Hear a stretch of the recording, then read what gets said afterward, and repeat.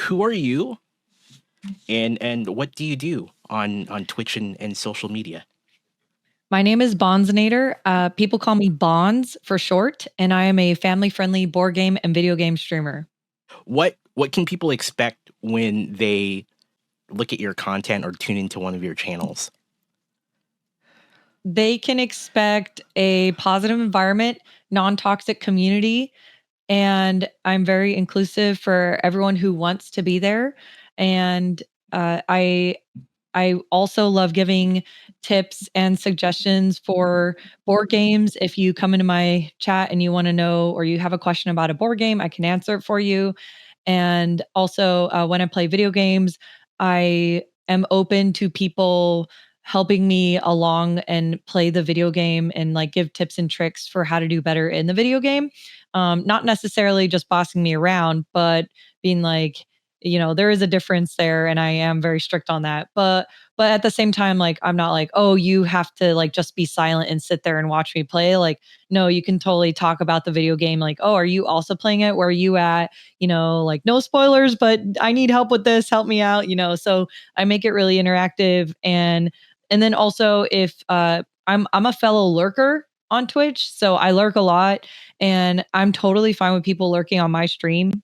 I also want to make sure that I can provide enough audio for you so that, while I'm talking, and it's not just you having to watch me play a video game, or play a board game, I'm also talking about my moves or why I chose that certain spot on the board game or why I'm placing my meeple there. So I also talk a lot too.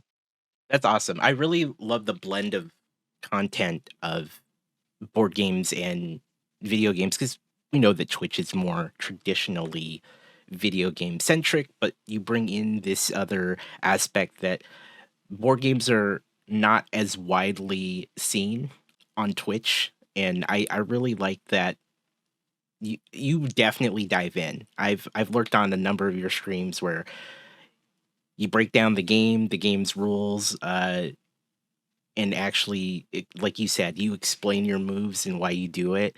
I think for someone who's really just one interested in board games or two just maybe curious about them but haven't really like dove in to the level a lot of game a lot of board gamers are at.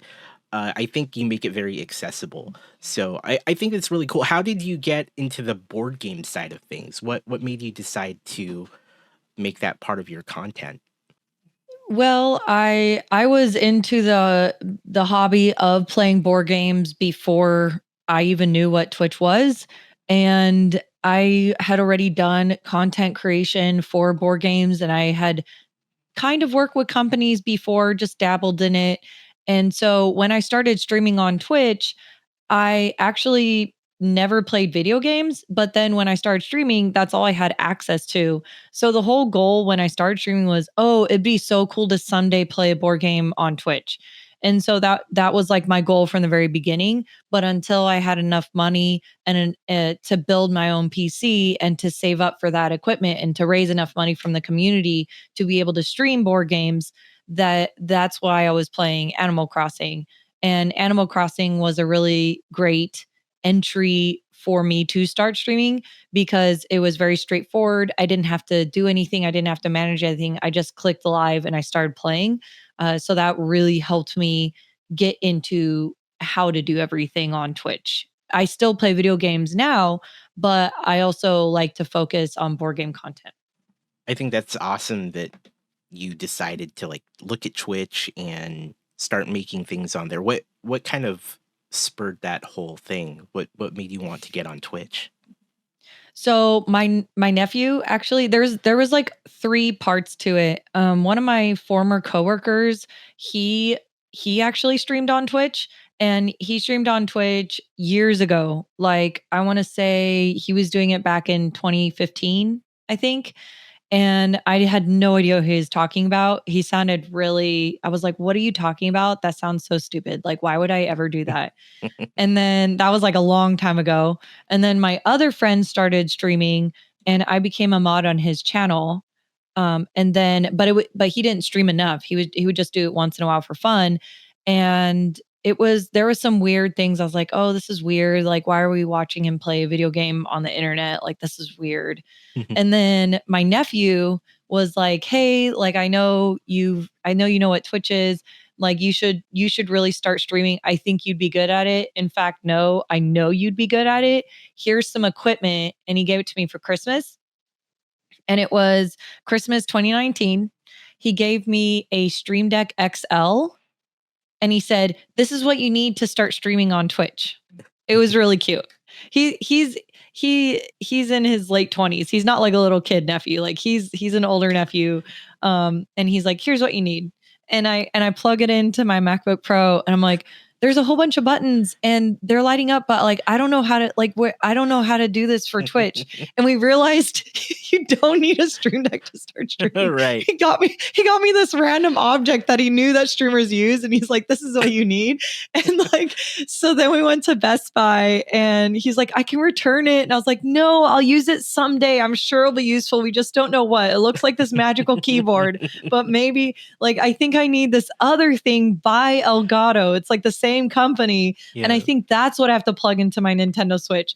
So we're both in Best Buy trying to figure out like what contraption I needed for my Nintendo Switch. So then we figured out over Christmas, and that's when I plugged it in and I started playing Stardew Valley. So that was my first stream, was December 2019, like right after Christmas. And I was so terrible at it. And I remember writing in my I used to have like a physical planner. I love physical planners. I used to. Now I use Google Calendar for everything. But I wrote my physical as Erin Condren. It's like one of the best planners out there. So I wrote my Erin Condren planner. There was like New Year's resolutions, and it was like January 2020. And I wrote, my goal is to stream on Twitch 6 times a month so that, for my nephew, because my nephew said I'd be good at it. Yeah. Well, I think I streamed 3 times from January to April. And then I remember Animal Crossing came out, and that same week, like the shutdown happened. And I was like, and I lost one of my jobs. I had 2 jobs and I lost one of them due to COVID. And then I had no excuse. I was like, I have no excuse. I have no excuse. And I can't just like, the world is in chaos. I can't look for a second job. So I might as well play this video game that I'm obsessed with, and I might as well stream it. So that's why like in April, that's when I really started. And I remember getting affiliate in like 2 weeks, and that made me really happy. And I just felt really excited, and I had no idea what I was doing. I had no idea. I had the Stream Deck unplugged right next to me because I didn't know if I didn't know if I should plug it in at any moment and start using it. I had no idea. In fact, I didn't know what the Stream Deck was until like months later, because my MacBook couldn't handle it. So it would just sit there unplugged. Here you are with this Stream Deck, and of course having had to go back to actually figure out how to capture your Switch video, and then you start streaming. What was that like for you, navigating this whole website that you haven't really done anything with prior to this? Well, I mean, I had been on Twitch a little bit before because my friend and everything. But I remember when someone hopped into my stream and started talking to me, I got so nervous. I had like all my saliva dried up, and like I couldn't breathe. And like I didn't know what to do. And I think I just like stared at the camera and was like trying to play Stardew Valley without talking. Like I was so like, it was so bad. It was like you would hear me now and you have no idea that's how it was like my first couple streams. And the background was terrible. I'm pretty sure I was in my pajamas without a bra, wearing my bathrobe with wet hair. Like, I'm pretty sure that was the first few streams. Like, it wasn't even, and it like, I'm pretty sure my whole house was displayed behind me. Like, there was zero privacy. I'm pretty sure it was just the worst thing in the world. And I had no idea. I mean, and so here's the other thing. Okay. No lighting. So I had a corner kitchen light on, and I was using my MacBook Pro camera, and it was on a TV tray. Okay. And the camera was pointed right here. That's all you could see was this part of my neck.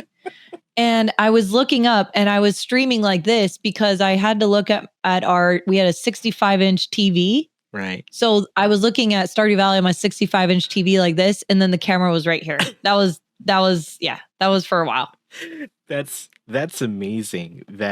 And I always loved like thinking back at those earlier streams of my own because they weren't unlike yours in that I had like a haphazardly placed webcam pointing in a weird angle at me, and like you, I had my lighting in a weird like hardly any lighting. I think I had the backlight of like the room's light, and so yeah, it's those early days that are definitely always, we're learning, we're figuring it all out as we go. I mean, clearly, it's been years at this point. At what point did that kind of click for you in terms of like, yes, I really want to keep doing this now? Oh, it was April. Yeah. Yeah. April 2020. I was like, okay, we're gonna because I got asked back to my job that I had lost because of COVID. They started inviting people back in August.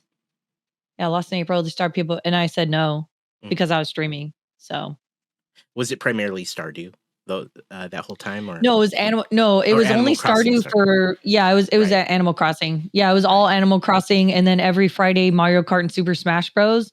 And we actually still do that 3 years later, every single Friday.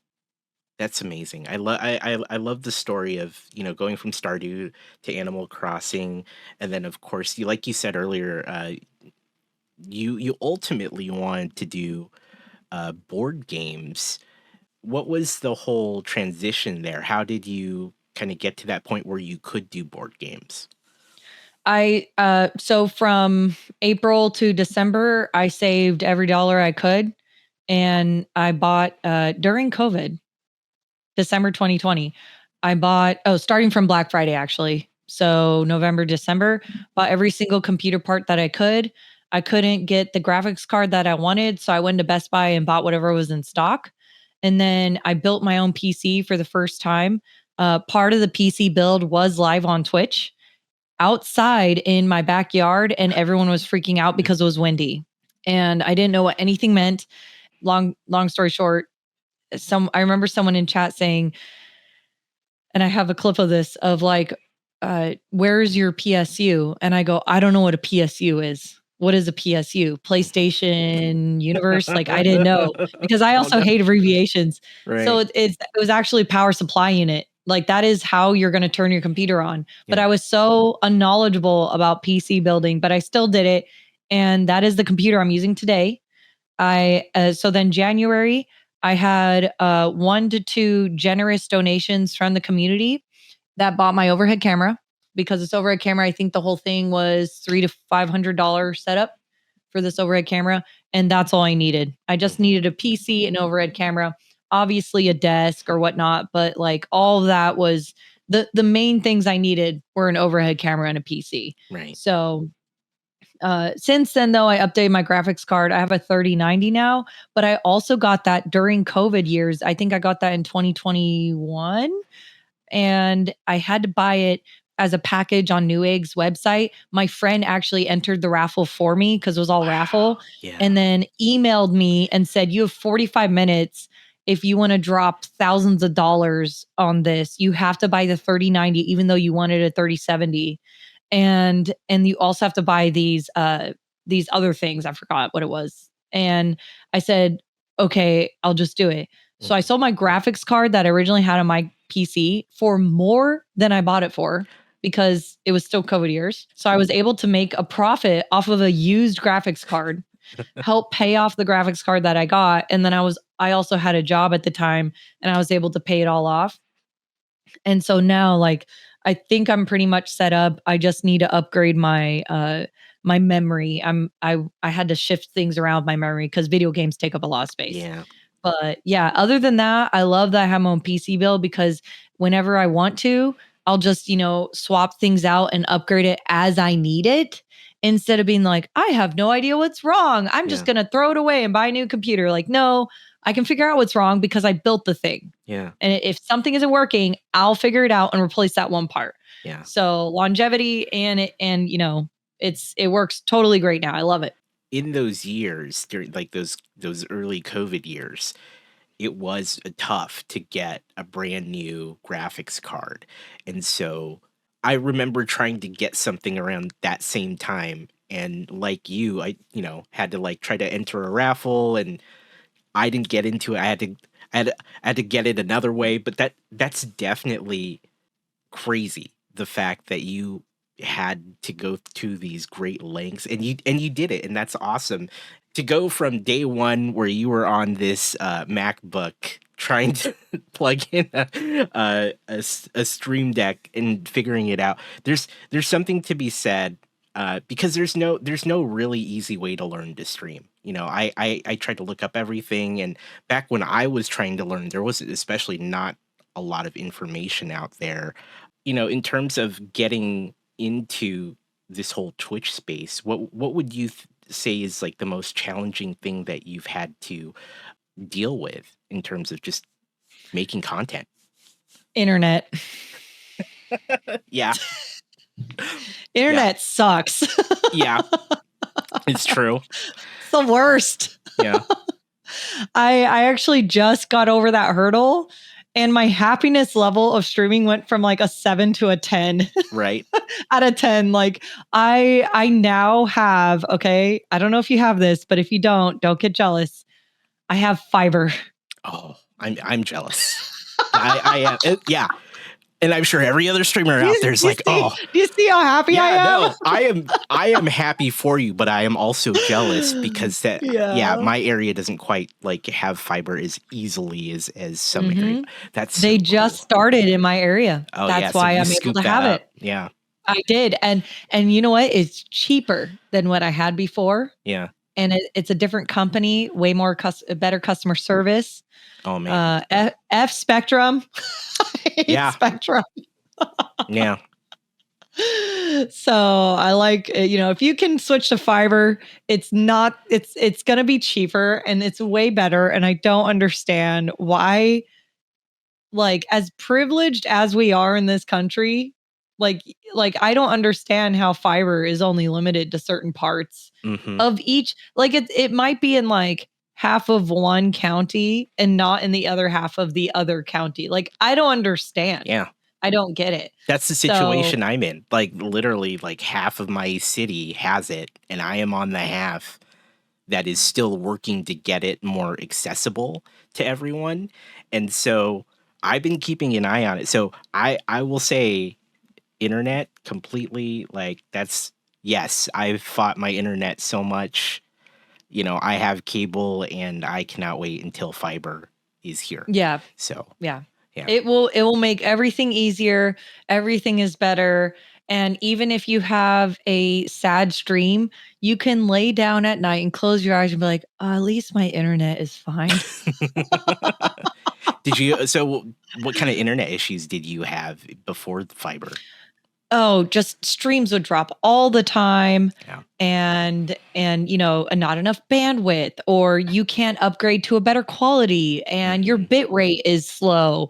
And, if you download something, it takes forever. If you want to upload to YouTube, it's going to take all night and it still might freeze. Like everything that has to do with content creation nowadays, I don't think it's possible without internet. Yeah. If there was no internet, like a worldwide shutdown of internet, I would have to figure out a different job, which is fine. I could do that. I have more than one skill set, but we are very lucky to live in this environment where we have internet and we have access to it. Don't take it for granted. Some people don't have access to internet. And so while we have it, what are we going to do with it? How are we going to use it? How can we use it to influence people in a positive way? And so a lot of it, even like I remember uploading something to YouTube when I first got fiber and I was like, wait, did I accidentally only upload half the video? Because there's no way that it's already done. And it was. And I was like, I didn't realize how bad I had it. So like a whole new world, right? Now that it is. It really is. Yeah. And the reason why I'm raving about it is because I think I just got fiber like I want to say like October. It's pretty new to me. Yeah. So I'm very excited about it because of it. Oh yeah. No, I completely understand because on cable, I still fight those fights that you've described in terms of like either bandwidth isn't what it should be, or like things disconnect, like internet will go down, something goes wrong with my router, or just service in the neighborhood goes out, and it's ridiculous. So I I I completely agree, and I think if roles were reversed, I would say the same thing. I would say, yeah, internet's so it's a rough thing. Yeah. You you started, around 2019, and then into early 2020. It's been a little over 4 years at this point. What are some of the most memorable things that you've done with your content over the years? Well, to be clear, I say I officially started streaming April 2020. Right. Yeah. Memorable, definitely my Animal Crossing years. Mhm. Animal Crossing was its own universe. Mm, We will never have the Animal Crossing days again unless, God forbid, another pandemic, you know? yeah. Like, it will never be like that again. People were having we had several birthday parties on the Animal Crossing island, and that was one of the only ways people were celebrating their birthdays. I remember reading articles of people having their for fun wedding ceremony on Animal Crossing with all their friends joining their wedding. Yeah. Like, we will never have the end. So definitely like memorable Animal Crossing days. Another memorable thing was when the community, and it was actually like one or two donors, they donated large chunks of money. And I remember being able to get my camera for my overhead cam. And I remember that moment of like, I can't believe people are giving me this much money so that I can do something I want. Mhm. That was very like surreal to me. And it was something as an overhead camera to stream board games, it was like kind of nerdy, but people were so generous. And since then I've had several generous donors where they just donate a chunk of money, and those kind of moments, it's not necessarily like, oh my gosh, I'm getting rich. It's almost like, I can't believe that, number one, people either trust me as a person enough to do what I'm going to say with their money. Like, I'm going to say, oh, I want this. And then they donate it. And it's like, well, we don't know what they're actually going to do with that money. So, like, for people on the internet to trust me to do what I'm going to say with their money, like, that's surreal to me. That tells that, there is humanity out there. And then the other thing is, people are constantly supportive to one another, whether or not I'm in the scene. So I've had people reach out to one another because maybe they met on my stream and now they're friends and now they check in on each other. And to me, like, that is also kind of a memorable thing while streaming, because it just grew community, and the community is on a hopefully solid foundation, where if there was ever a time when I had to go off the grid for a number of months, if I came back, there would be people there that still remembered me, and people that still remembered each other and were still kind to each other. And that kind of like drives me to keep on streaming and to keep on building the community, because at that point it's not just about me, and I don't want it to just be about me. If it was just about me, I don't think I'd like it. Yeah, it sounds like you have a very close, tight-knit community. Sounds like and I think that is definitely, I share that hope from my community as well, that people connect with each other. It kind of takes on a life of its own. It doesn't require you to go on, right? And I Mhm. love that. I love that so much. Definitely. And I think it's cool that, you've built this community on top of the whole combination, right, of Animal Crossing and board games, and the other gaming that you do, uh, built into that. On the board game side, once you finally started getting board games into your content, and I understand that you are in the board game, like you work in the board game world as well. What was your vision going into that whole side of things for your content? What were you wanting to accomplish with board games on Twitch and social media? It is for fun for me, and when I started it, I just wanted to have fun. I create content no matter what it is about. So before I was even streaming, I was creating content. And I just happened to do that based on what I was doing at the moment. Mhm. So even if it's about video games, like my content will be about video games. The fact that I work in board games started because I was streaming. I actually got a job while I was streaming.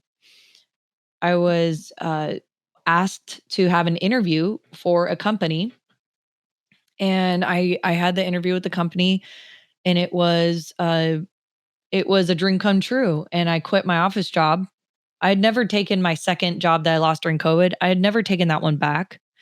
And then I quit the office job that I was working that whole time. And I remember walking into the office job, and my boss at the office job is actually like my friend. And I remember walking in and be like, just gonna let you know, I'm leaving. I got a way better job, and it's stay at home, and I absolutely love it. And it has to do with board games. And I just, I'll never forget that day, because I was like, I can't believe that this is like a dream come true. Mhm. And it really was a dream job. I will never forget that job. I don't currently work there anymore. They got bought out and I got let go, and it was really heartbreaking. The owner is no longer the owner there. Like it's completely different now, and it really broke my heart. And it was a year ago. I lost my job a year ago. Mm. So I'm okay now, but it definitely took about a year to get over. Yeah. So I'm on the upward now, and I think it's because it's 2024. I had to get over that hump of this entire year sucks. I hate my life. So yeah, January 6th, and I'm on the upward now. So, Yeah. but yeah, like after I got let go from working in that board game job, I decided to try my hand at just staying in board games, Mhm. which is why I currently still work in the board gaming industry, Mhm. is because I kind of fell into it. Then I got an interview, then I got a job, then I got let go from the job. Then I tried staying in freelance, and here we are today. Realistically, it is not a realistic job. It is very, very low income. And I don't understand why I think it's still a good idea. Mhm. I think that I'm kind of just going until I'm going to be forced to do something else. So we'll see what happens. Maybe if you ever have me on this podcast again, I will be doing something completely different. Yeah. But until that time, I'm going to keep on trying my hand at this. And I will say there's a reason why I'm still trying my hand on it. And that's because I'm having a blast. Yeah. Like I love what I do, and I don't want to stop. So I'm going to do everything I can to still stay in it. Good. Yeah. Yeah. I mean, it's definitely. I work in the video games industry, so I have some parallels in terms of like your feelings there. So I can sympathize, and it's certainly it's a tough thing, and I wish you the best on that. So definitely, Thank you. wherever you end up, I hope that you're happy and that you're doing something that you enjoy and love, and obviously board games is a big part of that. So wherever, Exactly. yeah, yeah, Hmm. I think that if I ever did get a different job, it would probably because I actually want to do that job, yeah, not because I am so desperate that I have to take something, because I think I'm already at the desperate point and I'm still able to survive doing this. So, yeah, like, how much lower can I get? Well, I mean, I'm somehow still scraping by, so something's working, yeah, something's working. And I if I did kind of add more to that, it would be freelancing or doing contracted gigs in the entertainment industry. I could see myself doing that. I have experience doing background acting and being in front of the camera, being behind the camera. I'm assistant photographer and videographer for weddings already. Like we have a wedding coming up in February, another one in June. So like I have freelance experience in other things. It's just adding other types of hobbies and jobs to already what I do. I could see myself doing that easily. And yeah. it wouldn't be that big of a deal. It wouldn't be all dramatic. Like I'd still be streaming, I'd still be doing everything I'm doing. It's just now I'm kind of adding on to that. Very cool. Yeah. Yeah. Ooh, I have a fun like little thing that is I actually didn't tell anyone in my community yet because it might not be that big of a deal, but it kind of is like a little bit of a big deal to me. So Mhm. I just haven't made it public. But as of Thursday, I am an LLC. Nice. Woo! Yes. You did it. Got I did it. I That's the step that did a it. lot of us creators are like, "Should I? Is it time? Is it time to do that?" Congratulations. No, Yeah. that's Thank awesome. you. Yeah. Chat's excited I too. There you go. LLC. Let's go. Let's Now go. I really have to keep on going. Yeah. Yeah. Yeah, but everything is good for taxes. Let's go. Yeah, Yeah, that's that's why awesome. no, like I think I got it. I got the news like January 4 or something, maybe January 3, and I was like, right in time. Perfect. That's great. That's definitely one of the things that we don't often talk about, at least on our channels, about like having to like, do we need to be an LLC? Do we need to like set up our our business up appropriately? Is it time to go from, Mhm. not at all to like being an actual official entity as a business? So congratulations. Yeah, That's well, definitely big. thank you.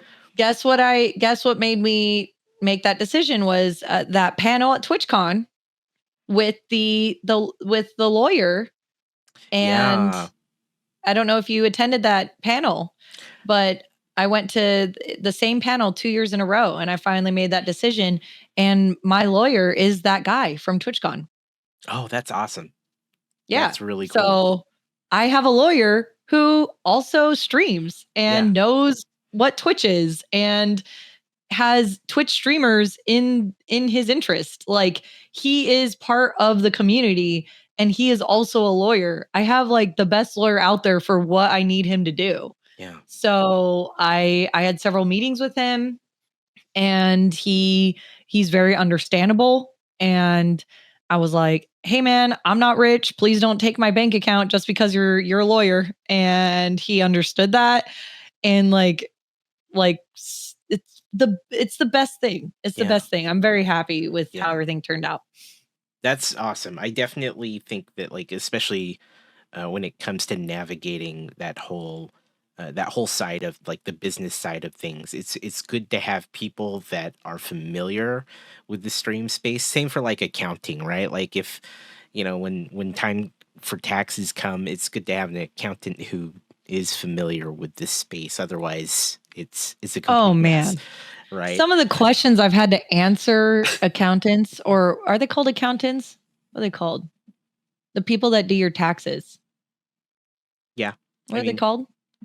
I just call him my accountant, but yeah. Yeah. I thought there was a CPA. A A CPA, CPA. yeah. The types of questions that they have asked me and I've gone to them for help, I'm like, "I'm no longer going to you. Good day, sir." Yeah, Like, yeah, you you just asked me what Twitch was. Like, yeah. I'm not Content creation and taxes is so hard if you don't have someone that understands the space. Because like, yeah, you have to explain a bunch of things to them, and then at that point you're beginning to doubt, should I be working with you on this? Because Yeah. clearly this isn't, your area of Clearly, they're probably expertise. gonna screw me over because they don't know what they're doing when Yeah, it comes to live streaming, and I don't wanna get screwed over because of them, yeah, like, so I wanna protect myself, and I need someone to help me deal with my finances who know about this space. So that's why, like, the TwitchCon, is definitely like a work trip for me. yeah, I don't just go there and party and drink for 4 days. No, like, I am going to all those panels and I am learning and soaking in as much information that I can. And I am actually applying to it. I'm emailing people afterwards. I'm following up and I'm learning the best practices I can to hold on to what I've already built and then just make sure that I'm okay legally and financially so that, if tax season comes along, I don't all of a sudden owe $10,000, which I don't know what's going to happen. yeah, Like, yeah. Yeah. Anyone out there knows a good tax person that actually knows what Twitch is, hit me up, let me know. Yeah. So, That's definitely.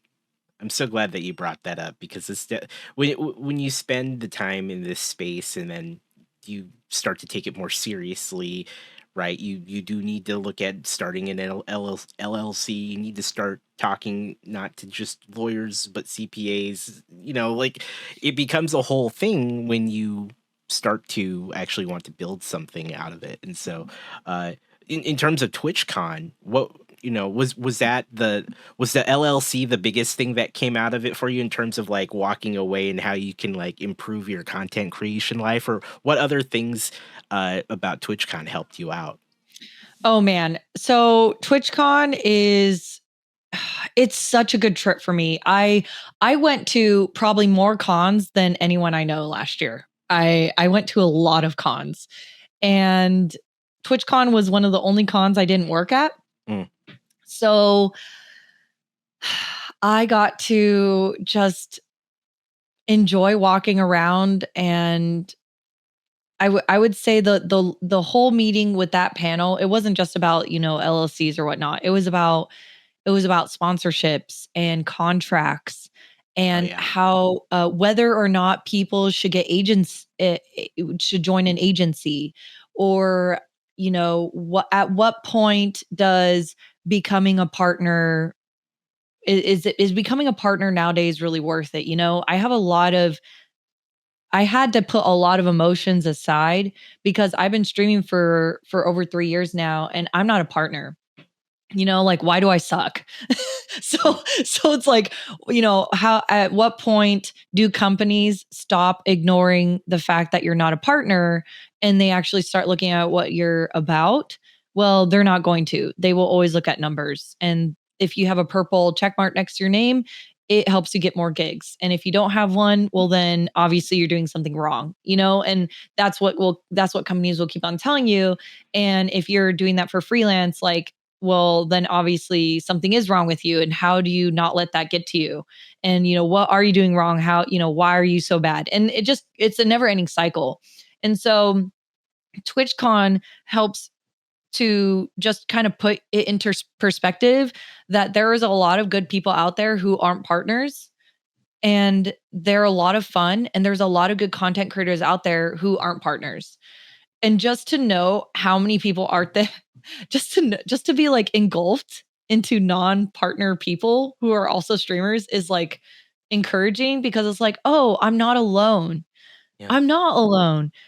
The ratio of partners to affiliates is so big. Like the difference is so big. Like, I don't suck. I'm not alone. We all suck together. Or does like like so I'm there with and you then for what it's worth. yeah. So it's like I remember standing in line to get my badge, and the partner line was so short compared to the affiliate line, compared to the viewer line. The viewer Yeah, line was actually pretty short too. So you had the partner line and the viewer line, people who are just going to TwitchCon but who are not streamers, who aren't even affiliates, the community of suck. And so then you had this extremely long line in the middle where everyone and their mother was an oh affiliate, my because god, it can be yeah. I saw it can that be so. line. You I saw that? I saw. was part of it. I was Yeah. part of it. So okay, I'll admit I under most circumstances I would have been in that line, but since I was on a panel this year, I got to kind of skirt Okay. past that. But Mhm. normally, past years, I've been in that line, and so Yeah. y'all had my heart. I was like, stay strong. It'll Stay move. strong. Exactly. You'll get through the line, but it is definitely, yeah. And So and it's kind of like the other thing with TwitchCon is like people will glance at your badge and they will not see purple, right, and they'll immediately judge you. It's like, oh, you're not partner. And it's not like they're being mean. It is the natural tendency of the badge. yeah, It immediately states where you are, and you actually aren't allowed to walk in certain areas if you don't have the right badge. I could not walk the skywalk to my hotel inside. I had to walk outside in the Vegas humidity heat in broad daylight, while all the partners got to walk in the AC. because I had the wrong badge. Yeah. Now, talk about community. That made me really upset. And a lot of people were upset because they couldn't go to the hotel in the AC unless they were good enough to be on Twitch. Yeah. Yeah. So that's the downside to some things. But the upside is the people that I got to meet and to hang out with. I'll never get that anywhere else. It was so fun. Mhm. And going to live shows, I saw people get married at TwitchCon on stage, and they had Elvis come out and marry them. And like everyone was screaming for them. And we were all a part of Twitch. And those types of things you can't get any other place. And that's the reason why I'll always go to TwitchCon. Like, even if I'm not partner or not, I loved it. It was not only informational, but it was so fun. The community was huge, especially if you're an affiliate. We all got you. We're all surrounded with each other. Yeah. So yeah, it was definitely like a mixed bag. Oh, and I went by myself. That's the other thing is like I go to TwitchCon by myself. Yeah. So which is fine. Like I go a lot of places by myself, but like a lot of the people that I hang out with, they go to board game conventions. And so like going to TwitchCon is really not their thing. And then the other thing is like I'm going for a work purpose with a work mindset. And Right. so even if someone's like, hey, let's go for fun, I'm like, but I need to go to this panel, this panel, this panel, this panel. Yeah. So. Yeah. I'm glad TwitchCon was a great experience for you. It was nice meeting you there. It was really fun to Heck yeah. to say hello. It was fun. And you know, you were at the brick building panel, and you made me tear up a little bit, just sharing your you know, your experience with Brick and Nick. So thank you for that. Yep, Brick and Nick was, for those of you who don't know, because maybe you weren't at that panel, but Brick and Nick was one of the first streamers I saw, and I didn't know anything about Twitch, and he said my name in chat. He said, "Hey, Banzainator," and I believe Liesel or someone, or maybe I don't remember, but somehow I got a sub. And he wrote my name on like Lego or something. And the whole time I was like frozen, and I couldn't believe that this person was paying attention to me with how many viewers he had. And I couldn't believe like all the attention was on me. And I was like in shock. And I remember just like not moving. And I was like, he can't hear me, right? Like he can't actually hear me or see me, right? Like I don't know if I should be smiling right now. I don't know if I need to like say something, like can other people see me? Because I didn't know about Twitch. I had no idea. And just him like paying attention to me, I was like, oh my gosh, like please stop paying attention to me. You have like this entire audience, like you don't need to focus on me. Like it was just like that was another experience I'll never forget, of like someone that was so kind and so nice paying attention to someone in chat. Nick did that for me as well.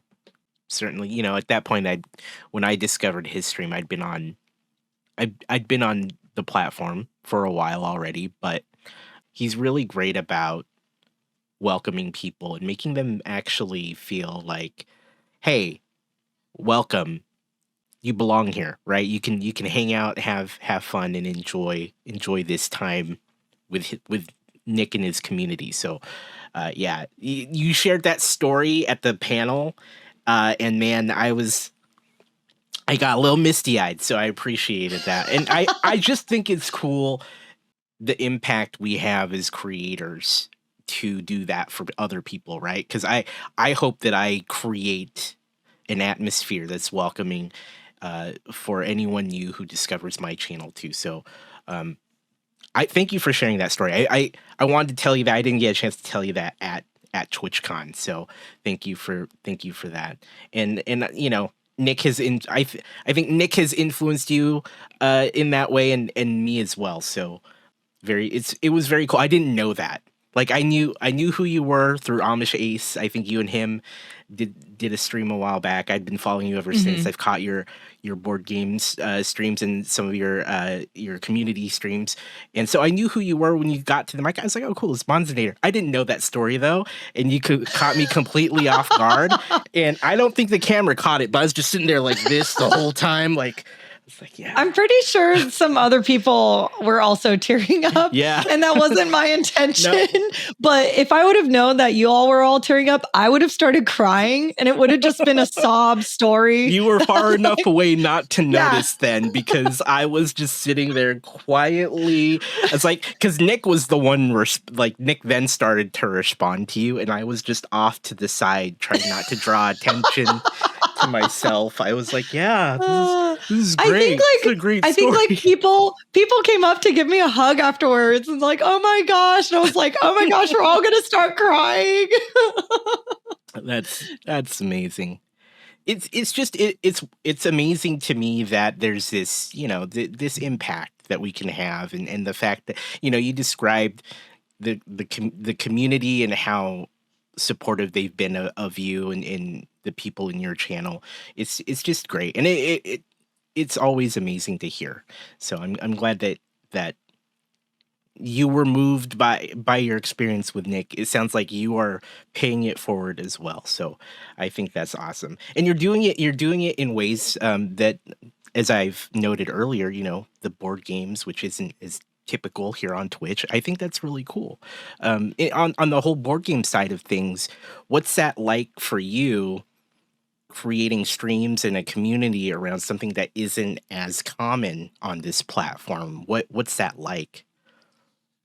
Honestly, it wouldn't matter to me if it was common or not. It wouldn't really change much for me. Mm-hmm. I'm always going to try and do the best I can in whatever content I do create. Viewership does matter to me though. So sometimes, like, let's say I play a video game and the viewership sucks. Well, I probably won't play that video game again. But if I play a board game, the viewership is actually just as good as if I play a very popular video game. And that's because the board game industry is growing and board game content creators are very numerous now. Most of them are on YouTube and other social media platforms. And so the fact that I can have the same viewership and the same stats on a board game as I can with a popular video game tells me that, even though overall it's not as popular, these stats show that I am totally fine streaming board games regarding numbers. Yeah. And then when it comes to sponsorships, I will always get a sponsorship for a board game over a video game. I've yet to get paid to play a video game. However, I've been contacted by indie video game companies, but I do their things for free. It's never like a paid thing. Right. So, the money comes in with board games and the stats remain the same and sometimes even better than board games. So it's a really, really good niche on Twitch. What kind of advice would you give someone who is considering starting board game content on Twitch? What kind of info would you give them as they get started on it? I would probably give this advice to anyone who wants to start on Twitch, and that is you need to have really good sound. If you don't have good sound, I probably won't stay. And the other thing is if you are unresponsive to chat, I probably won't stay. So those are the main two things. Camera, okay, yes, camera helps. When you're playing a board game, I kind of want to see what you're doing. But if you don't have good sound and you're just a pain in my ear, then I'm not going to stay. So that's like probably my number one is good sound, and then maybe camera. Oh, and then of course interactive with chat. I agree with those, definitely. I can definitely stand if the video isn't great, but definitely if the audio is lacking, or there's, like you said, a pain in your ear, right? I'd probably leave at that point. Yeah, there are some board game streamers and they're here on Twitch, and I'm not going to say their names. Sure. But their sound isn't good. Their mics aren't good, and they aren't asking for help. And so I'm not going to help them. I don't want to butt in to someone else's channel and be like, "Yo, people would be here more if you did ABC." I'm definitely not going to say that. If they were to like ask me, be like, "Hey, like I noticed you have really high numbers. do you notice anything with my stream that I could do differently so that, maybe I could have the same numbers as you? We play the same exact board games. Then maybe I'd say like, hey, you need better sound. I can't stand hearing you. You know? Right. So, or like I can barely hear you, like Right. there's something different there. Get it Um, together. No, yeah. yeah. That is one thing. And then the other thing is, and it's important, but I know people who are the other thing is consistency. And I know people who are consistent and they're still not succeeding the way I want them to succeed. And I don't know at that point what to do. Maybe I'm still trying to figure it out too. But consistency is important. And I think that if your schedule is all over the place, then I, as a viewer, don't know when to expect you to be on. And let's say it's a Sunday evening and I'm like, oh, I want to clean this guest room and I want to have a stream on. And I know so and so is always on at this time. So I'm gonna go straight to their channel and they're gonna be live and I'm gonna watch them. Yeah. But if you're someone who streams so sporadically, and I'm like, and then that the only way I'm gonna see you live is if I refresh my Twitch app on my cell phone and then keep on scrolling because I have it by viewership. And if I keep on scrolling and I always go to like the lowest viewership to see, and I kind of want to support them. Hmm. And then if I happen to see you live, then maybe I'll click on your name if someone else isn't already streaming, whom I always watch every Sunday night. Yeah. So that is why consistency is important to me, but that doesn't mean that you're going to be super successful. It's yeah, it's an interesting one. Stats are super important, and this is for anyone streaming video games or board games or whatever, like Lego, anything. Like stats are really important. Every time a stream ends, I always look at the analytics and I just browse them. I don't have to like study them for an hour. I just glance at them and I look at the stats, I look at the analytics, and then I move on with my night, and I do that every single stream. Hmm. And at the end of every year, I look at the analytics and stats for the overall year. And I do that for every single social media app that I have, that I consistently use. So it doesn't mean that I will change anything, but if I have any questions or I recognize any patterns, it's because I've been looking at it so like over and over and over again for weeks and weeks and weeks and weeks. Yeah. Now that's great. That's great advice. Definitely. Um, Consistency is huge, and looking at your stats, both important things if you want to actually build and grow on your channel. Uh, Consistency is so huge, and honestly, that is it's probably one of the first things we always end up talking about on this show when a guest talks about the things that they would recommend. But it's always true, right?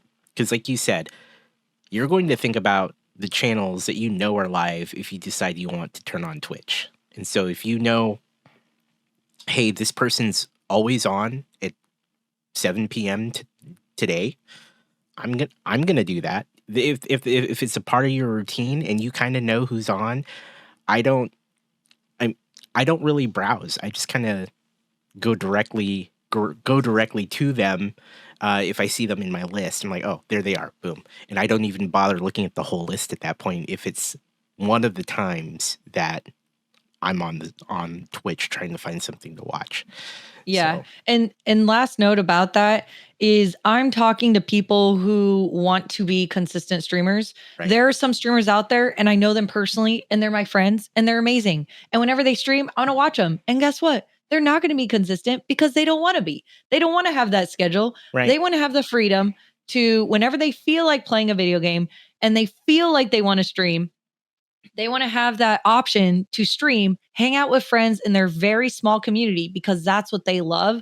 And I want to be a part of that community. oh yeah, So, I would say there's two different types of streamers at that point. There's me who's like looking at every number, trying to figure out like how to make the best thing, need to be consistent, need to get my hours in, everything like that. And there's other people like, hey, I love this game so much, might as well stream, and yeah, like that's totally fine. And there's nothing wrong with either of those options. yeah, So I just want to be clear, like just because you aren't consistent doesn't mean you aren't a good streamer. Right. That is just an option and a piece of advice if someone was coming up to me wanting to get higher numbers. Yeah. Yeah, thank you for clarifying it. And definitely, there are there are those streamers who are like, I don't care about that. I just want to hang out, go live when I want to, hang out with my friends who are online at the same time. So yeah, definitely. Thank you for clarifying. If that is something you want to do, if you want to, if you want to focus and grow those numbers, that is where the consistency portion comes in. So excellent. I'm seeing a couple comments and questions filter in. Bubba Laveau says, "Is there any specialized equipment or tricks you feel are needed for board game content that's different than video game content?" Overhead camera, and you're gonna want a foot pedal. You don't need it. You're gonna want it. A foot pedal. Elgato sells it. It's called the Stream Deck pedal, I think, Mm-hmm. or I think it's called Stream Deck pedal. I use that all the time. You don't have. Oh, also, I have a wireless keyboard. It's freaking amazing. I have a wireless keyboard. Okay, my mouse is charging right now, but I have a wireless mouse. You just heard the beep. Okay, I have a wireless mouse because I'm a board gamer, and whenever I'm a board gamer, I remove the keyboard and the mouse. Yep. If it was plugged in, it would be such a pain. So I have wireless keyboard, wireless mouse, wireless mouth, overhead camera, and then a foot pedal because the foot pedal helps whenever you want to zoom in to a certain part of your board.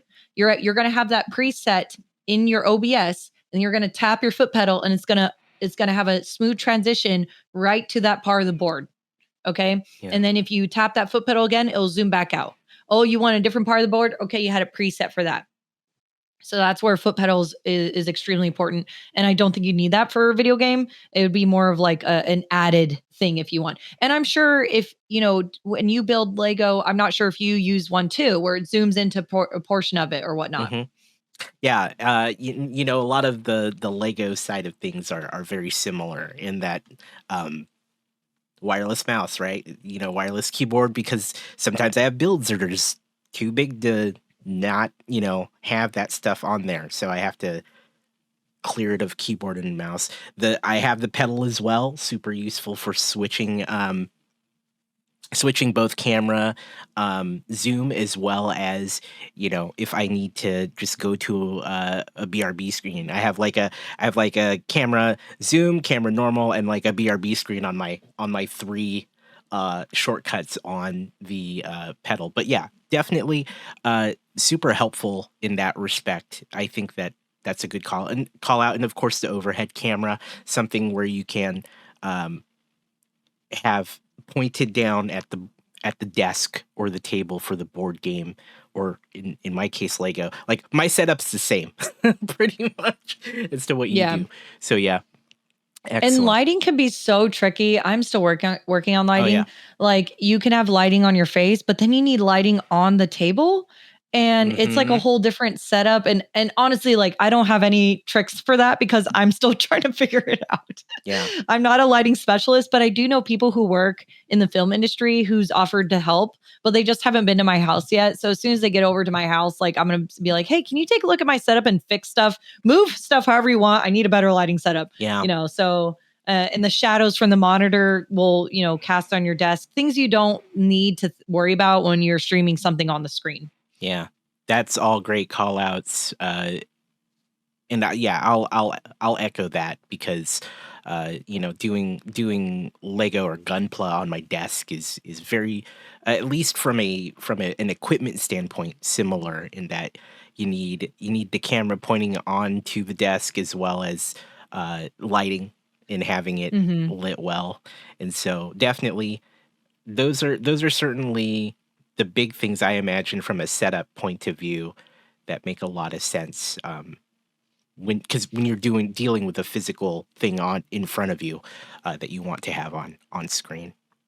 Not Yet Played said, the interactive piece with board games is such a good point. Video games can entertain even if streamer isn't very interactive, but board games need it. So yes, engagement. Yes, definitely. I mean, I think you could also have a similar experience with Lego. You need to, people can look at what you're doing, but you need to have some type of narrative or even just describing what you're doing, because a lot of times, like me as a lurker, I don't necessarily look at the cell phone all the time. Like I'm cleaning or something. And if you're just playing a board game and there's, first of all, there might not be any music. There doesn't need to be, but if there's no music and you're not talking, then I'd rather listen to an audiobook or something. Yeah. Like, give me something to listen to, please. Like what are you doing? Please tell me what you're doing. And if you're not telling me what you're doing, tell me what the game is about. Yeah. Tell me about what you did today. Give me some entertainment. And this is me as a listener, as a viewer.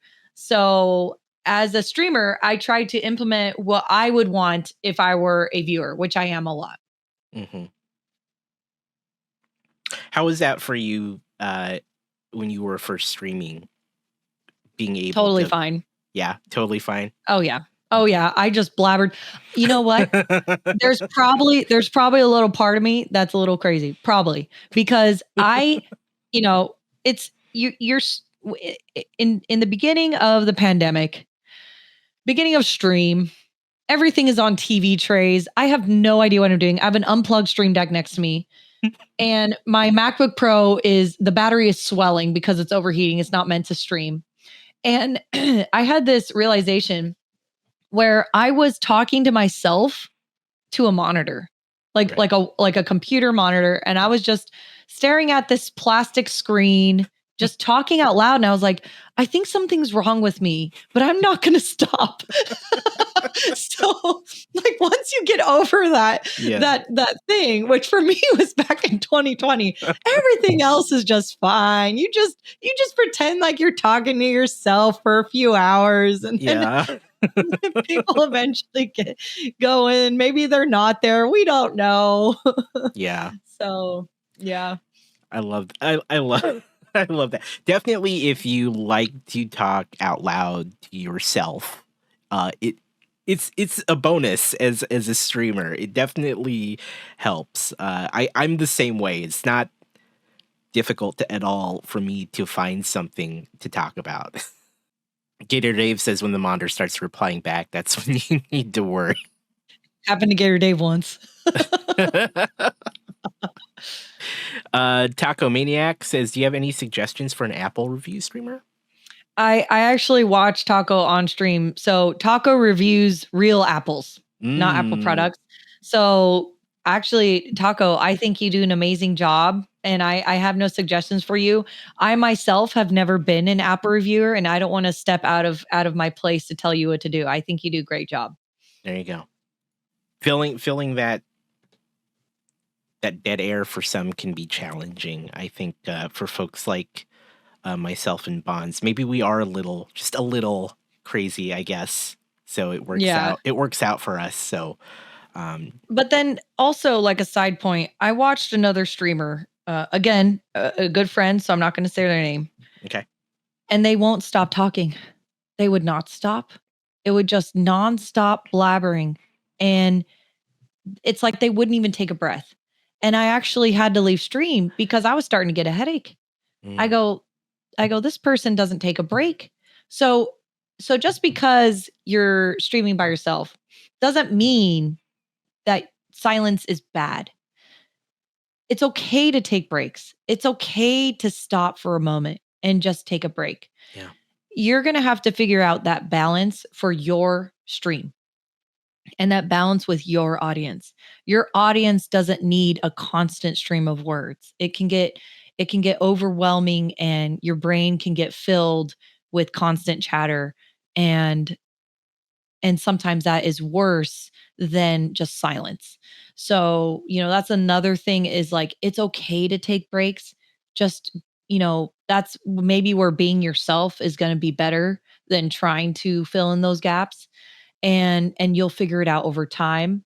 That's something that comes with experience on streaming, and the more you do it, the more you'll find your groove, and you'll become better and better at it, and people will come to your stream because that's what they're expecting, and they, they want that consistency and that pattern of like, okay, we're going to talk in the beginning, and once we get into gameplay, There still be some conversation, but we're not going to get distracted. We got all out in the beginning and now we're going to focus on whatever we're doing. Doesn't mean there's going to be silence for 2 hours, but we're going to talk about what we're doing. Yeah. So, and the streamer sets that bar and the streamer sets that line. And I think the community appreciates those lines being drawn so that they have a structure when they come into it's almost like watching a TV show where you know how the program is going to be run. And that's where being a broadcaster streamer comes with experience. All great points. Definitely, it does depend on you as the streamer and creator where you want to take it. Yeah, and yeah, it does take time to also find that as well if you're new to it. So certainly it differs. It can differ from person to person. So don't feel like you necessarily need to fill all that space, depending on who you are and what kind of style you have. Ty Ocelot says, Banz, can you start creating inspirational videos? Tyo, I already do. My very first inspirational video was actually one made on iMovie about Board Games Anonymous. And it had like the iMovie overlay of like the fairy dust with the sprinkle and the swirl. I love those cheesy iMovie things. That's like, awesome. They're so good. I love the fact that you yourself have already been there, done that. Yeah. Let's see. Gator Dave says, what are some tips about engaging with chat? How to do it well, how to not let it railroad your stream, etc. There's a couple tips for that. And the first one is one that I already do. And that is I do just chatting before I get into a game. And I just let everything spill. Whoever wants to talk. Just get off your back. What did you do today? Tell me about your life.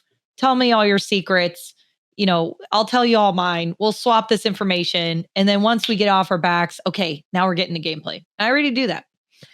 And if there's no one there in the beginning, then you can just just talk for a few minutes about what you did that day and then move on. Maybe in the beginning it's slower. Yeah. That's fine. Once you're starting to go into your main portion of stream, you can talk to people while you do stuff. And this is something that will change depending on who is talking in chat.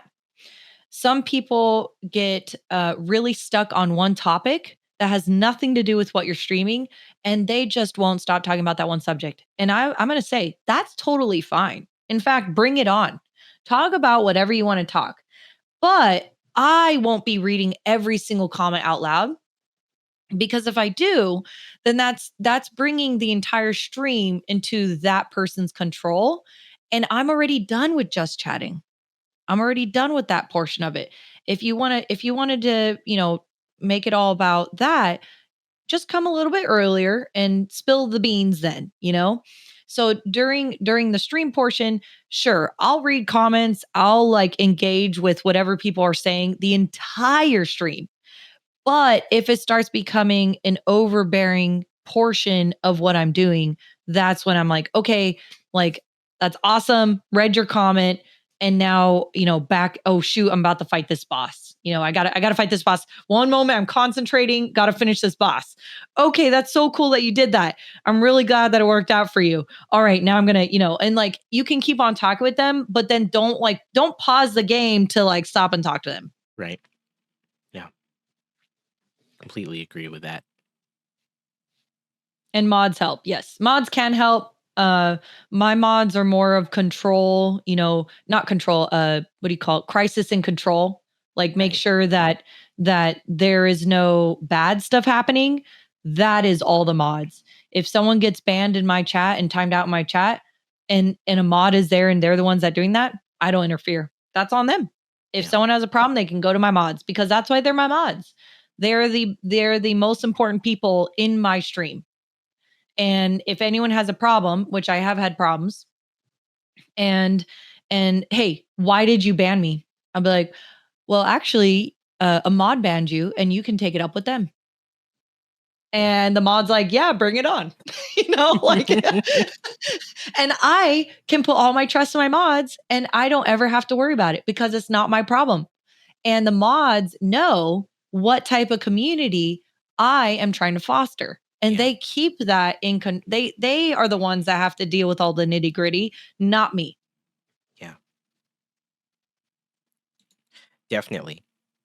And having a great mod team behind you is always important. Certainly, they keep it running. So I'm glad you've got that support. And definitely a lot of good recommendations there, and a lot of good points. And your community is out here asking some of the great questions. So uh, shout I'm out. not surprised that my community is asking some great questions. They're on point. They're on point with it.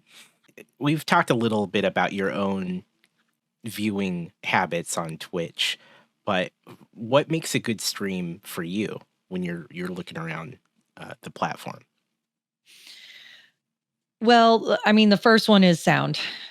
And I know I've mentioned it before, Yeah, but again, I will stay on your stream if you have good sound. So if you don't have good sound, I'll do my best to stay there to support the streamer. It's just harder for me because I am a lurker and I'm not looking at the screen a lot. So that's honestly like the main reason. If I was sitting there at the TV, maybe it'd be different. The other thing is just like I can tell when someone's being themselves, and I like that about people is like when they're genuine to themselves. The other thing is some of the streamers I listen to are hilarious and I just laugh and I like that. Some of them tell stories and I like that. Whenever people are negative on their streams a lot, I don't like it and I don't stay there. And that's because I can tend to be, or sometimes I can be negative as a person. And so I need to be careful who I surround myself with because otherwise I'll start being negative. And it's, everyone can have their ups and downs. And I understand that. And, but when they're consistently negative, I don't want to be there.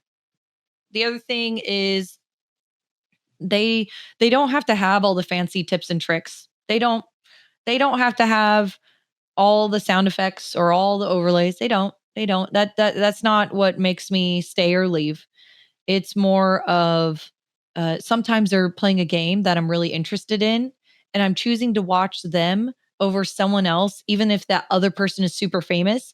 I'm choosing to watch them because they actually respond to chat and they're really friendly. And sometimes they'll talk about the game and actually like have tips and tricks on how to play the video game. Like a lot of reason for the purpose of Twitch, like, oh, like I actually want to discover this video game. Please tell me more about it. And they're like, oh yeah, sure, Bonds. Like, did you know that this is a shortcut and stuff like that? Like there's other times, for example, Amish Ace, when he's playing Zelda, like I like watching him play Zelda because he just plays Zelda and it's really refreshing. And I'm like, oh, like it's so nice to just have Zelda up on my screen and someone actually playing it and enjoying the game while I do my editing work. And right. so like I go to Twitch for a whole bunch of different reasons. And like there was this one streamer I watched and I was like his only viewer. And he would cook. And while his stuff was cooking, he would go to his computer and play a video game. Wow. And then he'd be like, okay, timer just went off. And then the camera would switch to his kitchen That's and cool. he'd go back to like switching the pots or whatever. And it was just really cool to see That's him cook awesome. and play video game. Yeah. Yeah. And like I wish he streamed more because like I think he could be really successful because I don't know many cooks that do that. Yeah. Cooking streams that do that. Yeah. So the only cooking streams I watch, they pay words on stream, but they do it with chat. And that's fine. But I really liked how this guy was like full on playing Elden Ring. That's And then like a crazy. timer just went off. Go back to cooking. And he cooked these really elaborate meals, and he'd be streaming for like 6 hours, where like the pork, the pork thing is doing something in the water or whatever. That's Like so and back cool. to Elden Ring. Yeah. That's amazing. I love Hmm. it. Yeah. Yeah. So that's why I like Twitch is that there's a variety and it's really immersive. I watch Twitch like, I would say I watch Twitch 95% of the time. And the only reason why I'm ever on YouTube is because one of the streamers that I watched on Twitch moved to YouTube. Right. And so I just watch them on YouTube and that's it. But other than that, like I never look at pre-recorded videos on YouTube. I'm not a YouTube person. I'm trying to grow my YouTube, but that's only because it's a challenge for me. It's not because I ever want to move to YouTube. Right. I'm like, oh, let's see if I can get to 1,000 subscribers. I'm going to start uploading content in 2024 to see if I can do it. Yeah. You know, so I like the live interaction of it, and it just feels like real to me. Mm-hmm. Same here in that regard. For the type of content that I like to watch, if I'm watching something on the internet, it's usually Twitch because I prefer that live engagement, and Twitch does it really well, right? So there's just a lot more people here to do that with versus YouTube.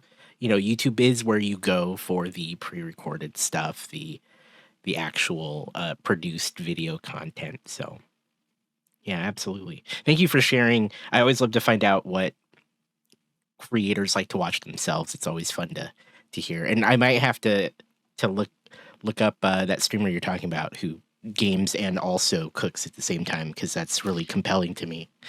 I will look them up and then message you because I forgot like how their username is spelled. And also I know that they were in school. And so they were like in university. So I don't know if like maybe school just took over their life and they're not streaming anymore. I have to check. But they were super chill. So, that's so cool. I actually like met them in real life and we hung out at Coachella. That's amazing. This story just gets better every time you add to it. We've seen each other at Coachella for the past 2 years, actually. I'm pretty sure it was the past 2 years. I can't remember. Mm-hmm. Mm-hmm. We got another question from James. What was your favorite Lego build in 2023? What was your favorite 1 or 2 board games you streamed last year? Okay, so the Lego question must be for you. Yeah, I'm gonna assume that one's for me. So I'll have you go first, and then I'll do. No, you go first. Oh, okay. I'll go first. Okay. So so the Lego set. Gosh. Okay. So I built the Hulkbuster, which is this huge Iron Man suit, but it wasn't the like. I bought the set, but it was what's called a rebrick of it. So someone else came in and took all the parts in that set and redesigned it. Because, and a lot of the Lego fans in the community will tell you, the default Hulkbuster sucked. It just did not look right. Its ankles were really small. The legs didn't even look like the one in the movies, which it was trying to represent. So I did a rebrick of it, which turned out really awesome. It's huge. It's massive. Like it takes up my whole frame when I show it on the screen. So that was my favorite. That was my favorite build, and it took forever because it was a rebrick. I had to go through and sort all the pieces. I'd dump out all the bags and sort them, and then go back and actually build it. So it was a heavy project, but I loved the outcome of it. Yeah, that's my answer. So okay, and what was the question? So here, let me pull 3? Was it 3? What was your favorite 1 or 2 board games you streamed last? Oh, 1 or 2. I'm like, I mean, if you want to go top 3. that I streamed last year or just in general? You said that was the question that you streamed. That I streamed last year? Yeah. In 2023? Probably. So board games that I streamed last year in 2023. Probably one of my favorites is Underwater City Solo Mode. That one was a lot of fun, and I really enjoyed doing that. I also streamed Mice and Mystics for like 9 months. It was a campaign stream with 3 others, and I believe they're in chat. Taco Maniac, Alone Shark, and Kestrel. So all 4 of us got on almost every single Wednesday. But then like conventions happened and vacations happened, and it took 9 months. Wow. To finish a board game. But we did it. That's awesome. And so that was definitely the most memorable board game that we streamed in 2023, only because it took a majority of the year.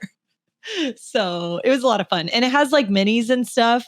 And so, I painted all the minis on stream and everything like that. Yeah. Beer and bread. Oh, thank you, Sweet. No, beer and bread on location. Liesel and I played this 2-player board game called Beer and Bread. And I talked to a local brewery or brew house, and I got to take all my equipment and set it all up in the brewery and stream Beer and Bread, That's cool. the board game, with my friend while beer tasting and eating bread. That's amazing. It was awesome. It was January of 2023, so it was a year ago. And thank you, Swing, though, because yes, that was probably like the coolest thing was beer tasting, playing Beer and Bread while drinking beer and eating bread in a brewery. It was awesome. That's freaking amazing. I would love to do that. That's an experience right there. It was so cool. Setting up for that stream was so stressful because it was a public area. I am super cautious about sharing my location and my private life. Like I'm very, very serious about that. And I take it very seriously. And if someone is tempted to dox me, like I'm like, okay, you're out of here because my privacy is my privacy. Like I'm very strict. And while I was live streaming, someone made they didn't know what Twitch was. They downloaded the app on their cell phone, made a Twitch account, and started live streaming me. Oh my gosh. While I was live streaming. Oh my gosh. Yeah. Yeah. So like some of the things I have to deal with that I never say on stream, like that's one little thing that happened behind the scenes. And it's like, why would I advertise that to public? Hey, some strangers live streaming me so you know where I am now. Like, but they also they didn't even know what Twitch was. Yeah. They have no idea. They're like, oh, it's like YouTube. Let's just make an account and start live streaming. They don't know that they're putting my private life in public. Like they don't know they don't understand what they're doing. Yeah. And they were intoxicated. It's a public place, and they're drinking beer. So you have this intoxicated man live streaming me, sharing my private information. Wow. And so it's like I actually haven't done that. I've done it twice in a public area, but I stopped doing it. And that's one of the reasons why. The other reason why is because it's such a pain to like take everything and stream a board game in a public area. It's such a pain. Mm-hmm. So it's not worth the hassle. But the other reason is I don't have any control of the environment when that happens. And that's also why I've never had a shoulder cam and gone somewhere because I don't want to have to deal with that. Yeah. I don't want to have to deal with my privacy being invaded.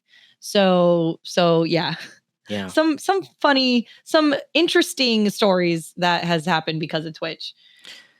Yeah, that's definitely one of the reasons why I don't do any IRL streaming is that whole doxing, right? Like the minute I'm walking around, you kind of can figure out where I am. So I'm sorry you had to deal with that. That's definitely probably one of the biggest downsides of something that otherwise sounded really awesome.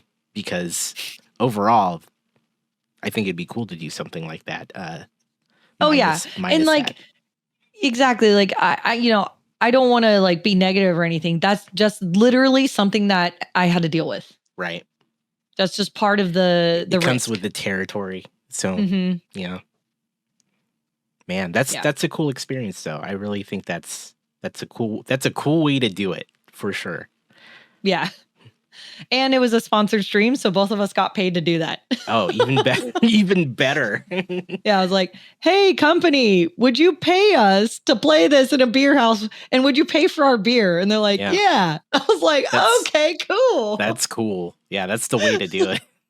Uh-huh. I'm like calling up my friend like, hey, you want to drink beer with me and get paid for it? The answer should it should always be yes. It should always. Yeah. I know if a friend called me up and said that, be like, tell me when and where.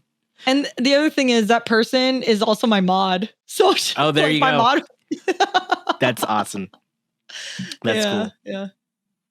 Great. What's in the future? It's the beginning of 2024. What do you got what do you got planned for this year for your channel and your community?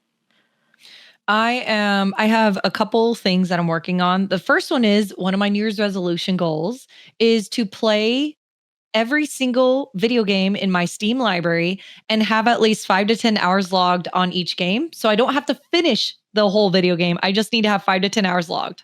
I love this already. Like I'm sold. I'm sold. How large is this backlog? It's like 78 games. Okay. I couldn't do it. It's doable. I could not do that. But if people buy me Steam games, and I'm not saying you're not allowed to, but if people buy me games, then that gets added. Yeah. I will be sending a friend request later. Just for science. The only exception is since I am a family friendly streamer, if a game isn't family friendly, then I'm still going to want to play it. It's just going to have to be off stream. Right. Like that is the only difference. Other than that, I want to like stream everything that I can. Like maybe I'll do a couple weeks of New Year's resolution goal and like just grind it out, right. Try to get all these games knocked out.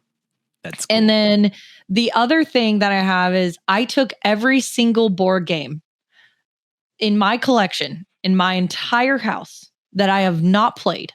And I'm talking about my own copy because sometimes I'll play a game and then I'll buy the game and then I don't play the game I bought.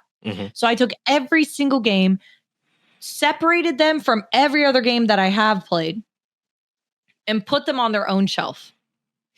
And so I'm working on getting those games played and they don't have to be streamed because I would never finish. Right. I really could not do all of Steam video games and all the board games. And some of the board games I can't play solo. Yeah. So, and some of the board games don't fit on this table, such and such. So, but I have an entire shelf that I walk by every single day now of games that I've never played and I'm knocking them out. I've already played one of them in the past, I played one of them and it's January 6th. So I've started. Hey, that's great progress, right? Yeah. Yeah. So roughly how many is that out of curiosity? I actually don't know. Just okay. Just a lot. I cannot tell you. It's a lot. It's an entire, they're two, actually, let me open the door real quick. I'd be scared to count. I'll be honest. It's 24 cubes. Okay. So 24 cubes of about 5 games each. So 24 times 5. 120-ish. 120. But then one of the cubes has a bunch of, actually 3 of the cubes are smaller games. So like they're, like a smaller game like this. So there's a bunch of them. So it's way over that number, whatever you just said. I see. Man, yeah. Good luck on that one. I can't wait to hear how that goes. Like I will check in with you next year and see how it went, especially between that There'll be like Steam. Bags under my eyes. You're like, it's been 84 years. That's what it's gonna be like. That's what it's gonna feel like. That's cool. I've had similar intentions where I think about like maybe I should play more of the games in my Steam backlog, but I have like a stupid amount. I couldn't even tell you. It's over. I want to say over 1,000 games.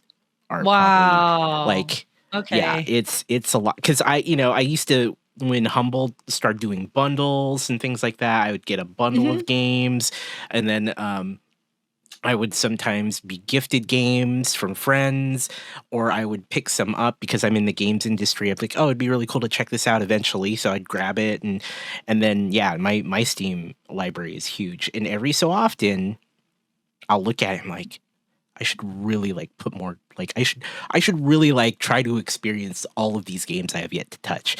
And then I think about that number and then I get overwhelmed. But your backlog sounds far more manageable and I can't wait to hear how that goes. So yeah. Well, I mean, my first time getting a PC was beginning of 2020. Right. No, I'm sorry, 2021.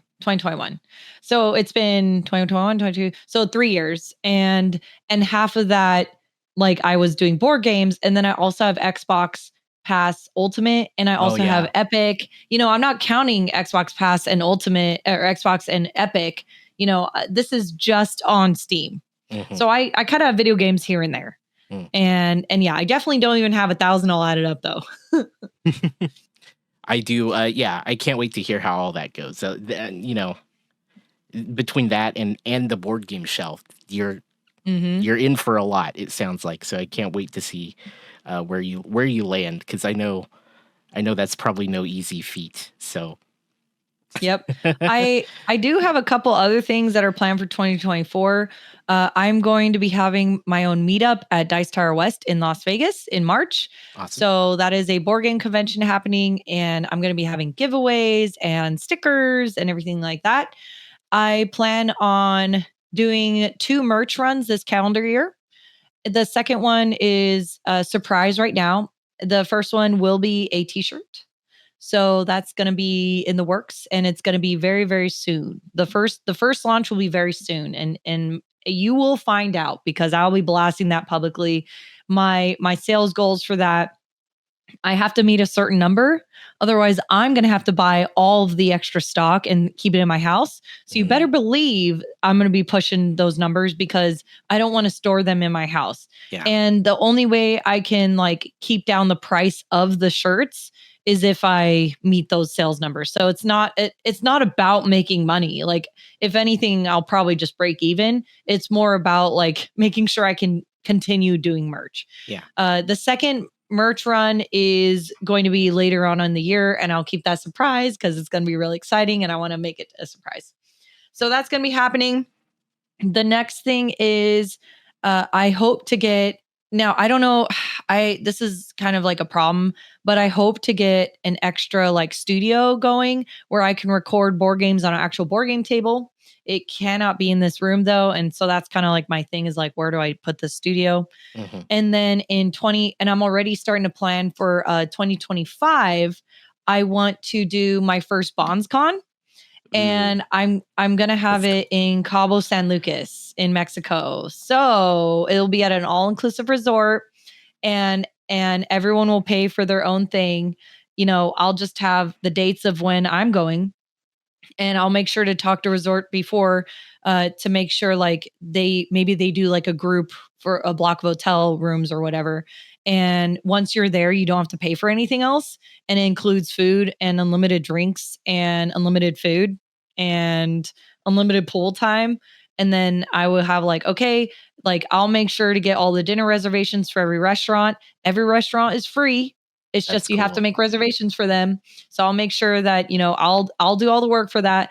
And then after dinner, you can go to the evening show, or we'll be playing cards. The theme tonight is cards because everyone's flying in. So you have to like fit it in your luggage.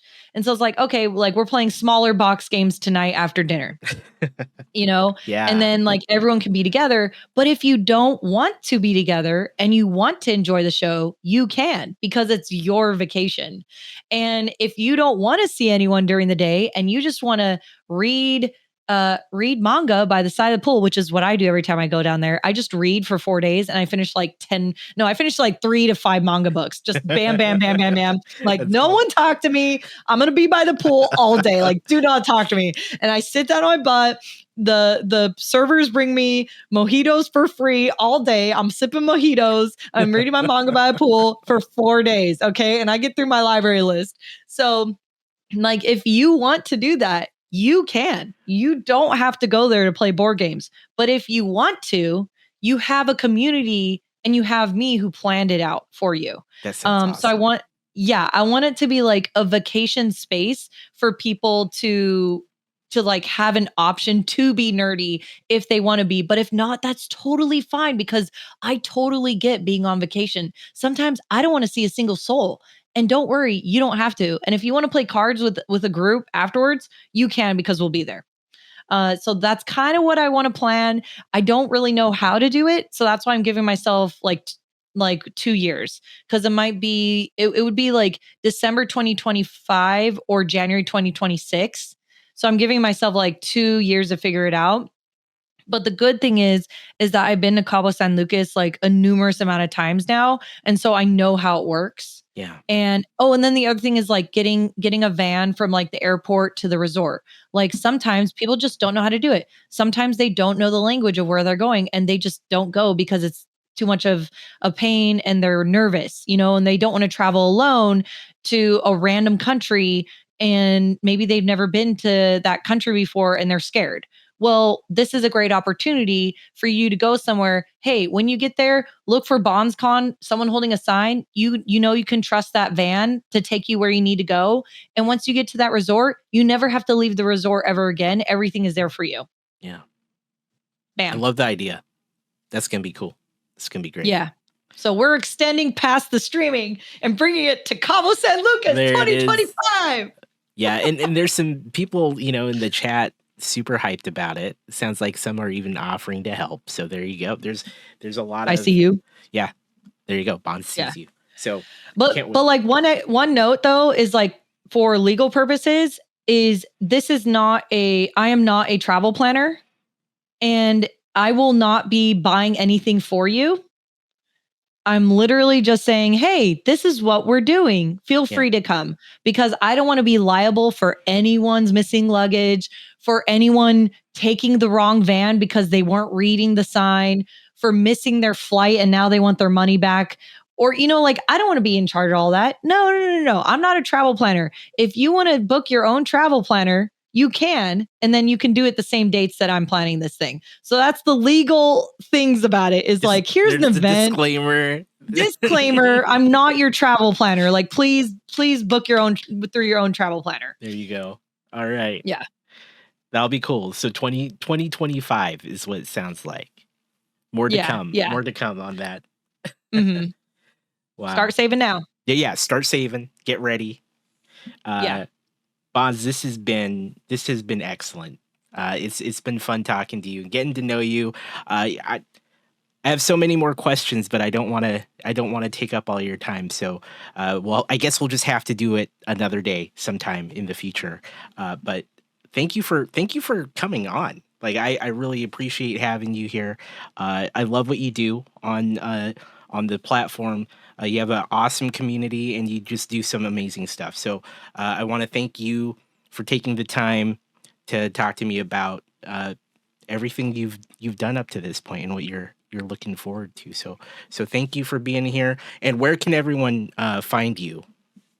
Well, first of all, thank you for having me. Again, for those of you that missed in the beginning, I got looped in on a stream on a weekend. This never happens, by the way, and you know it. Everyone in chat knows it. This never happens. So more and more, you're special. Okay, you're a special exception. Your podcast. I hope that in 2024, may good luck, fame, and fortune be ever in your favor for your podcast for the entire year. Thank you. And people can find me on twitch.tv/Banzainator. My name is spelled BANZAINATOR. Okay. And I'm Banzainator on all socials. I'm on Instagram. I'm on Twitter. I'm on Threads. I'm on YouTube a little bit, and I'm on Twitch. I don't really interact with TikTok, but I do have an account there, just so I don't get a fake account. So, like, someone doesn't make a fake account of me. Awesome. Well, you heard it here, folks. Banzainator on everywhere, but really TikTok. So, yeah. And your schedule. What's your schedule for your live streams generally? So, unless I'm gone or on vacation, I stream Monday to Friday, 5:30 p.m. Pacific time, 8:30 p.m. Eastern. Awesome. Great. Well, thank you so much. It's been wonderful chatting with you and getting to know you a little bit better.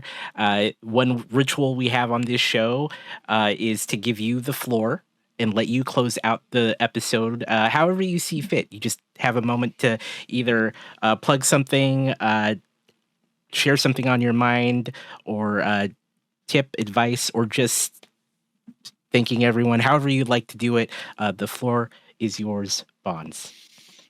Thank you. Thank you. Thank you. Thank you.